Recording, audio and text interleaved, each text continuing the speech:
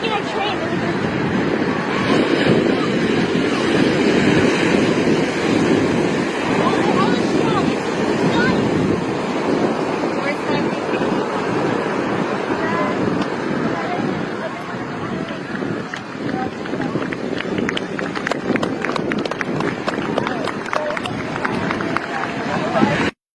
From what I gathered, he assumed he was going to die. The way he went in the water with those waves, the way he was getting crashed upon, and the way that he was going underwater over and over again, I mean, it was very clear that, he had put his own life at risk to save my son, which, is remarkable. I mean, Ryder's only 16 years old himself. He's a teenager.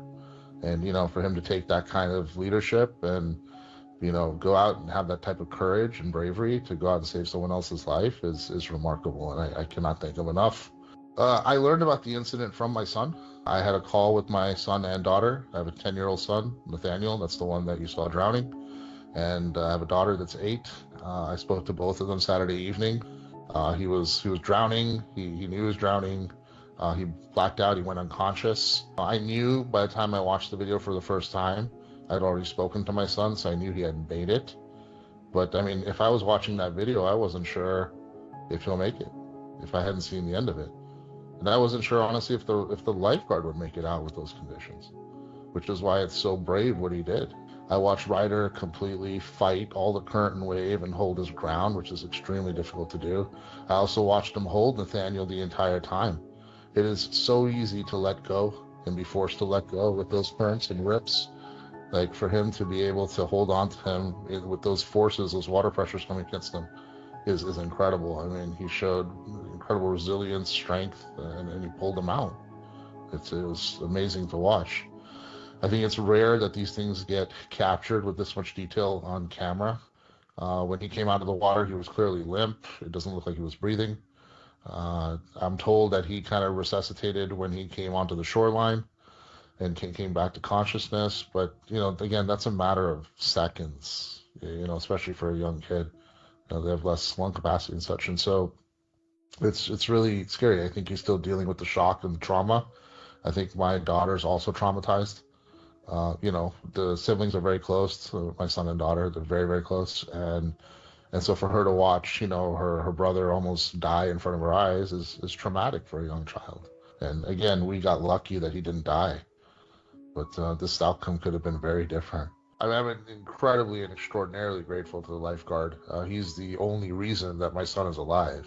I have reached out. I'd like to thank him and do something nice to, show my gratitude. But I am so grateful that he saved them. I mean, another 2 or 3 seconds, I don't think my son would have made it. Well, thank you very much. And this is a great story. And it's an honor to be with Ryder Williams, who is a 16-year-old lifeguard, and he saved this young gentleman. What you did was incredible. I've seen rescues before. I've never seen anything quite like this. In those dangerous moments that we have, we always try to fall back on our training. We are trained so well by many. I hope that everybody can take away from this and try to help more people. Try to look out for everybody around you and just try to help everybody out. To see something like this happen, he's a real hero. When you see that, I don't know if I'd do it. I wouldn't, probably. You're lucky I wasn't. You're lucky I wasn't on service that day. I don't know. But no, he's a real hero. It's an amazing thing. And he's a real lucky guy. Inspired by what you did. Can you tell us what was going through your mind at those dangerous moments, and what would you like to do in the future? How has this experience as a lifeguard shaped you?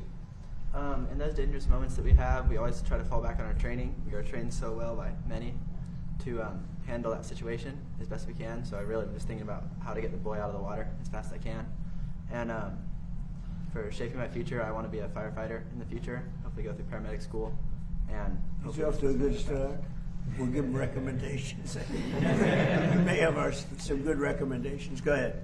That's all I have. So first of all, a lot of people are very inspired by what you did. Can you tell us what was going through your mind at those dangerous moments, and what would you like to do in the future? How has this experience as a lifeguard shaped you? In those dangerous moments that we have, we always try to fall back on our training. We are trained so well by many to handle that situation as best we can. So I really am just thinking about how to get the boy out of the water as fast as I can. And for shaping my future, I want to be a firefighter in the future. Hopefully go through paramedic school. And He's off to a good start. We'll give him recommendations. We may have some good recommendations. Go ahead.